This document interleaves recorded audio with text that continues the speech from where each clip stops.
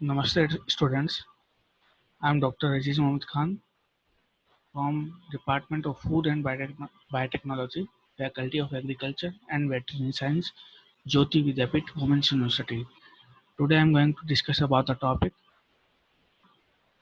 batch culture in modeling and simulation technology. पहले हम discuss करते हैं बायोप्रोसेस टेक्नोलॉजी. क्या होती है बायोप्रोसेस टेक्नोलॉजी? बायोप्रोसेस टेक्नोलॉजी एक टेक्नोलॉजी होती है जिसके अंदर हम बायोलॉजिकल जो प्रोडक्ट्स होते हैं उनको बायोलॉजिकल सेल से आइसोलेट करते हैं, जैसे बैक्टीरिया, एंजाइम्स. इन सब से हम क्या करते हैं, कुछ डिजायर्ड प्रोडक्ट्स निकालते हैं. ठीक है. और इसके अंदर जो टेक्नोलॉजी यूज होती है वो होती है फर्मेंटेशन टेक्नोलॉजी. ठीक है. तो बायो प्रोसेस टेक्नोलॉजी के अंदर 3 स्टेप होती है. पहली होती है अपस्ट्रीम, दूसरी फर्मेंटेशन और थर्ड होती है downstream processing. Bio process technology के अंदर जो फर्स्ट चीज़ जो होती है वो होती है सबसेट, फिर होता है माइक्रो ऑर्गेनिज्म और थर्ड चीज़ होती है प्रोडक्ट. ठीक है.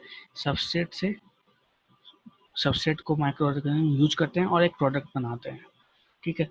तो इसके अंदर पहली जो चीज़ है वो है अपस्ट्रीम प्रोसेसिंग. अपस्ट्रीम प्रोसेसिंग क्या होती है? जब कोई डिजायर्ड प्रोडक्ट हमें बनाना है, ठीक है, तो उसके लिए हमें फर्मेंटेशन टेक्नोलॉजी यूज़ करनी है.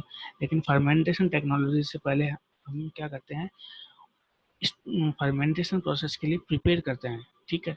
कोई प्रोडक्ट बनाने से पहले की जो स्टेप होती है उसको हम बोलते हैं अपस्ट्रीम प्रोसेसिंग. जैसे डिजाइनिंग ऑफ टैंक्स. डिजाइन, हमें कौन सा टैंक यूज करना है उसको डिजाइन करना है, हमें कौन से माइक्रो ऑर्गेनिज्म यूज करना है वो डिजाइन करना है, हमें कौन से बैक्टीरियल कल्चर यूज करना है वो डिजाइन करना है. तो ये सारी डिजाइनिंग कहलाती है अपस्ट्रीम प्रोसेसिंग. इसके अलावा कुछ प्रिपरेशन भी होती है, जैसे ये जो टैंक्स होते हैं इनकी स्टेरिलाइजेशन, माइक्रो ऑर्गेनिज्म का यूज करना, माइक्रो ऑर्गेनिज्म का प्रॉपर इनोकुलेशन यूज करना.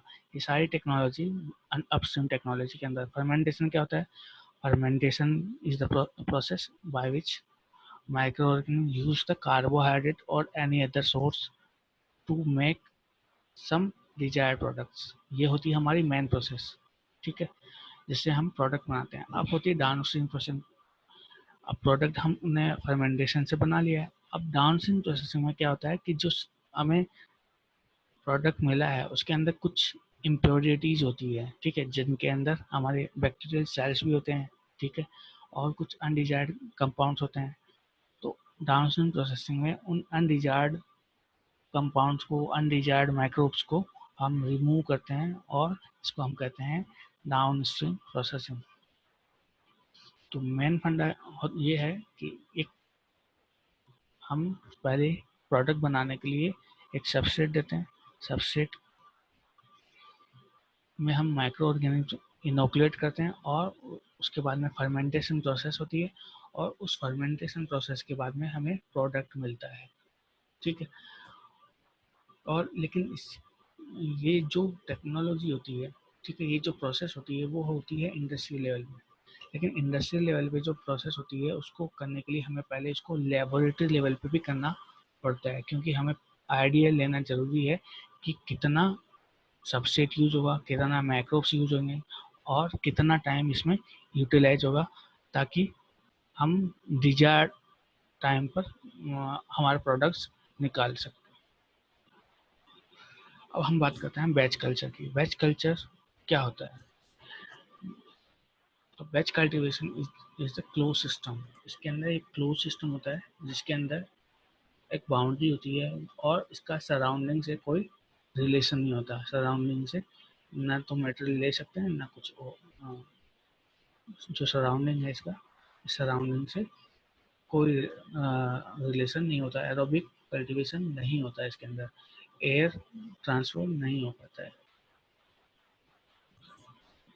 और बैच कल्चर के अंदर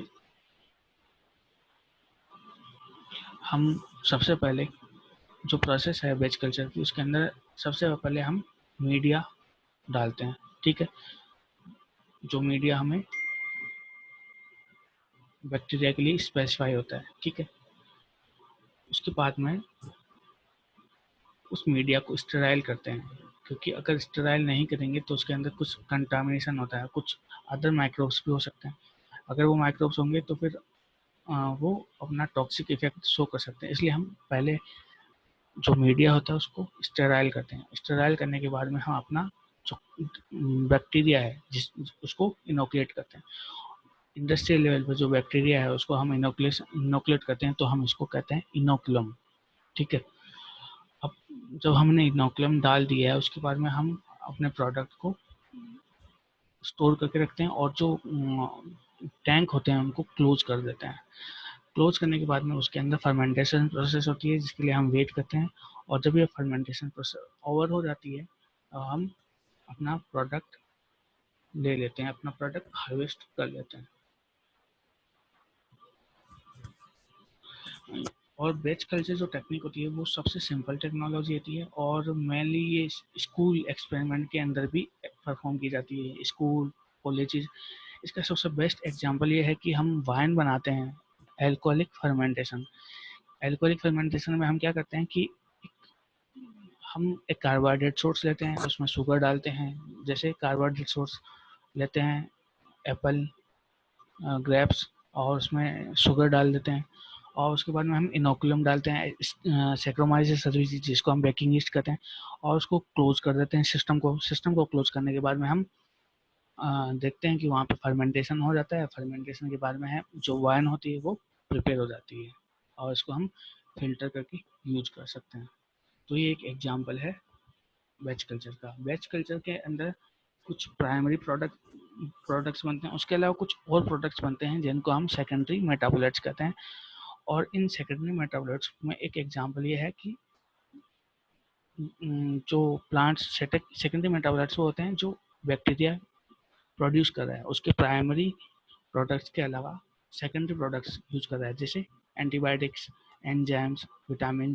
ठीक है, ये बैक्टीरिया सेकेंडरी प्रोडक्ट्स के रूप में यूज कर रहा है। हम कई प्रोसेस में ये जो सेकेंडरी मेटाबोलाइट्स होते हैं वो हमारे डिजायर प्रोडक्ट्स होते हैं, तो हमें वेट करते हैं कि ये डिजायर प्रोडक्ट कौन सी स्टेज के अंदर हमारे लैब में प्रोड्यूस होता है। ठीक है। अब जो असेसमेंट ऑफ ग्रोथ है इसकी क्या रिक्वायरमेंट है, जो ग्रोथ होती है उसकी क्या, क्योंकि जब हम इनोकुलेशन करते हैं तो हमारा प्रोडक्ट फर्मेंटेशन प्रोसेस में चला जाता है। अगर हम टाइम का लिमिट का अगर ध्यान नहीं रखेंगे तो जो जो मीडिया है, जो हमारा इनोकुलम है, वो डेथ फेज के अंदर चला जाएगा। अगर वो डेथ फेज के अंदर चला जाएगा तो हमारा प्रोडक्ट जो होता है वो डिस्ट्रॉय हो सकता है, स्पॉइल हो सकता है। इसलिए जो असेसमेंट ऑफ ग्रोथ है ये एक इम्पोर्टेंट स्टेप है जो हमें सबसे इम्पोर्टेंट, क्योंकि हमारा प्रोडक्ट इनमें से किसी भी स्टेप के अंदर बन सकता है। ठीक है। तो फर्स्ट स्टेप है lag phase, second accelerated growth phase, third exponential growth phase, next decelerated growth phase, stationary phase and death phase. First है, हम बात करते हैं लैग फेज की। लैग फेज वो फेज होता है जब हम इनोकुलेशन जस्ट इनोकुलेट करते हैं, जब मीडिया के अंदर हम हमारा इनोकुलेशन जस्ट इनोकुलेट करते हैं, और इसके अंदर जो बैक्टीरिया का जो ग्रोथ होती है वो जीरो होती है। ठीक है। और बैक्टीरिया या जो भी माइक्रो ऑर्गेनिज्म होता है उसके अंदर किसी भी टाइप की सेल डिवीजन नहीं होता है, सेल नंबर नहीं बढ़ता है। और ये वो फेज होता है जब बैक्टीरिया अपने आप को सेल डिवीजन के लिए प्रिपेयर करता है। ठीक है। तो यहाँ पे ये ग्रीन के अंदर हमने इंडिकेशन दे रखा है, ये लैग फेज है, ए के अंदर ये लैग फेज है। ठीक है। नेक्स्ट फेज है एक्सीलरेटेड ग्रोथ फेज। जब लैग फेज कंप्लीट हो जाता है तब एक्सीलरेटेड ग्रोथ फेज स्टार्ट होता है, जिसके अंदर बैक्टीरियल सेल्स अपने आप को डिवाइड करना स्टार्ट करती है। जो माइक्रोब्स होते हैं वो अपने आप को प्रोलिफरेट करना स्टार्ट करते हैं, और प्रोलिफरेट करके वो अपने नंबर्स इंक्रीज करते हैं। तो ये जो फेज है बी वो एक्सीलरेटेड ग्रोथ फेज होता है, और सी जो होता है वो एक्सपोनेंशियल ग्रोथ फेज होता है। इस फेज के अंदर सेल का जो नंबर होता है वो एक्सपोनेंशियली इंक्रीज होता है, बहुत ज़्यादा। 2 से 4, 4 से 8, 8 से 16, 16 से 32, 32 से 64 सेल्स कन्वर्ट होती है, और इसी तरीके से सेल डिवाइड होती जाती है। जितनी सेल्स होती है वो आपस में डिवाइड होती जाती है, और जो इन हमने सबस्ट्रेट डाला है उसको यूज करती जाती है। ठीक है। लिस्ट अकॉर्डिंग सबसेट होगा, वो उसको बहुत ज़्यादा यूज करती है और अपने नंबर्स होते हैं उसमें इंक्रीज करती है। और इसके अंदर जो ग्रोथ होती है वो बैलेंस ग्रोथ होती है, क्योंकि इसके अंदर सिंपली 2 से 4, 4 से 8, 8 से 16, 16 से 32, 32 से 64 और इस तरह से मल्टीप्लिकेशन होता रहता है, तो ये बैलेंस ग्रोथ होती है। ठीक है। और मीडिया जो होता है इसके अंदर सफिशिएंट होता है। अब मीडिया यहाँ पे थोड़ा सा डिक्रीज होने लग जाता है, लेकिन यहाँ पे बैक्टीरिया जो माइक्रोब्स होते हैं उनकी डिवीजन होता है वो थोड़ा सा कम होने लग जाता है। ठीक है। डिक्रीज ग्रोथ फेज के अंदर जो सेल का जो नंबर होता है वो उस अकॉर्डिंग उतना नहीं बढ़ता है जितना एक्सपोनेंशियल फेज में बढ़ता है। यहाँ पे उनकी ग्रोथ थोड़ी सी कम हो जाती है। अब स्टेशनरी फेज, डिसेलेरेटेड फेज के बाद में आता है स्टेशनरी फेज, जिसके अंदर मीडिया जो होता है वो और कम होने लग जाता है। ठीक है। यहाँ मीडिया जब कम होने लग जाता है तो कुछ सेल्स होती है वो डिवाइड करती है और कुछ सेल्स होती है वो डेथ फेज में चली जाती है। ठीक है। तो यहाँ पे एक बैलेंस रहता है सेल डिवीजन के बीच में और डेथ के बीच में। सेल का डिवीजन के बीच में और सेल के डेथ के बीच में एक इक्विलिब्रियम रहता है, दोनों इक्वल रहती है, दोनों का जो लेवल है वो बराबर होता है। ठीक है। Number of cells dividing and number of cell which are dying is equal. तो यहाँ पे एक स्ट्रेट लाइन मिलती है, ई के अंदर हमें एक स्ट्रेट लाइन, ये सिंपल, ये न्यूट्रल लाइन मिल रही है हमें। ठीक है। अब है डेथ फेज। डेथ फेज क्या होता है? ये वो फेज है जब मीडिया जो इनोकुलम जो टैंक होता है उस टैंक के अंदर मीडिया कम होने जाता है, खत्म हो जाता है। इसके बाद में सेल्स होती है वो डेथ फेज में चली जाती है और धीरे धीरे धीरे मीडिया और कम होता जाता है और वो सारी सेल्स मर जाती है। उसको हम कहते हैं डेथ फेज। ये डिक्रीजिंग ऑर्डर में जो दिख रहा है ग्राफ में वो है डेथ फेज। तो हम जो भी हमारा प्रोडक्ट होता है वो इस डेथ फेज से पहले पहले हमें निकाल लेते हैं। लेकिन कुछ प्रोडक्ट्स ऐसे भी होते हैं जो डेथ फेज के अंदर भी बन सकते हैं।